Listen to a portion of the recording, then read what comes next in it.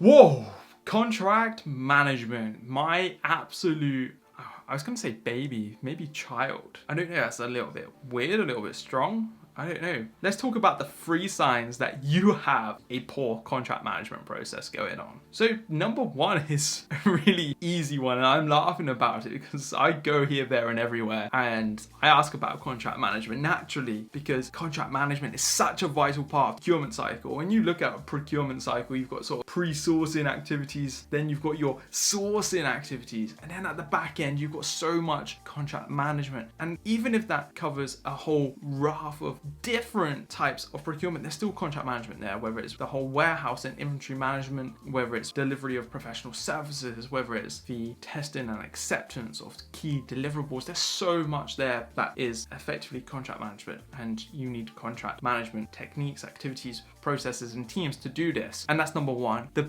number 1 key sign that you have a poor contract management process is that you have no resources dedicated to contract management within your business. This is common. I see it a lot of places. There's so much focus on getting the procurement right. And what I mean by that is that the focus is on the pre-sourcing, and even that bit is widely neglected. Then it comes to the sexy sourcing stage. Let's get that RFP, RFQ out, tender, whatever your business calls it. Let's evaluate suppliers. Let's get into negotiations. Let's save some big money. And then they get a contract signed, and wow, nothing really happens there. And that's where contract management comes in, because contract management is there to ensure that you get everything that was signed up for, whether that's the savings, because let's be honest, when people report savings at the procurement stage, that's nonsense. You've not saved much money. You need to actually see it through to the end, and that's where contract management comes in. So not having any resources dedicated to contract management is a big telltale sign that you have poor contract management within your business. A slightly better, but still poor indication that your contract management isn't up to scratch is that your contract management activities are mainly just focused on contract administration.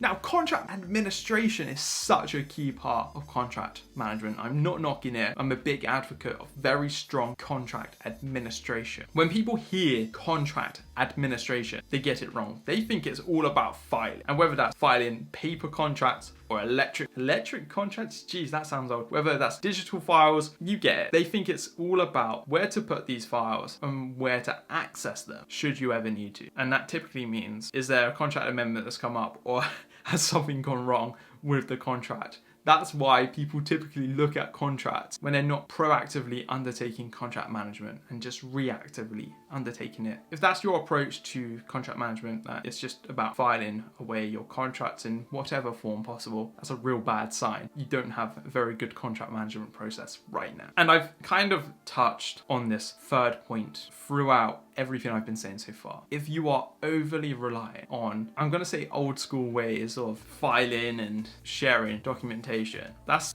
a big indicator that your contract management process isn't up to scratch. And what do I mean by this? So if you've got local files, maybe you've got like an intranet or maybe a shared area within your business, and you're saving the contracts into that. You've got various different versions of the contracts. You've got a signed PDF, and you've got all your amendments in there. That's not a good way to do it. For example, if I show you how to save contracts in a good way, there's a tool, for example, called Juro.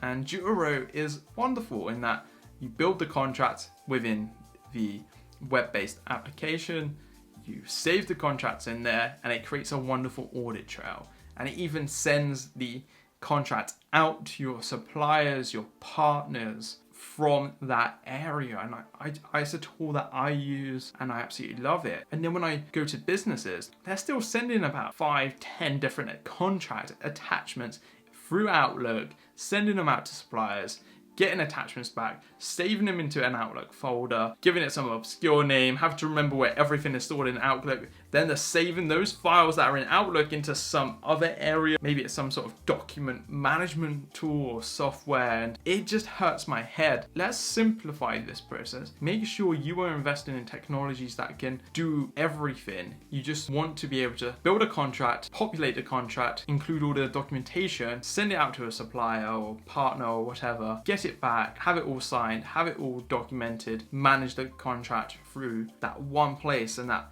one tool does everything for you. If you can get to that point, you're laughing, because what I've just describe to you is so much efficiency. There's going to be so many less hours burned on manual labor in terms of moving documents around, sending stuff out. It's crazy what a improvement you can have on your contract management process and your capability within your business just by doing something like this. So they are my 3 key signs that you've got a poor contract management process going on, and a few tips as well of how to improve it slightly. Hope you got some value from this. If you want to learn some more about contract management, check out the Contract Management for Beginners course.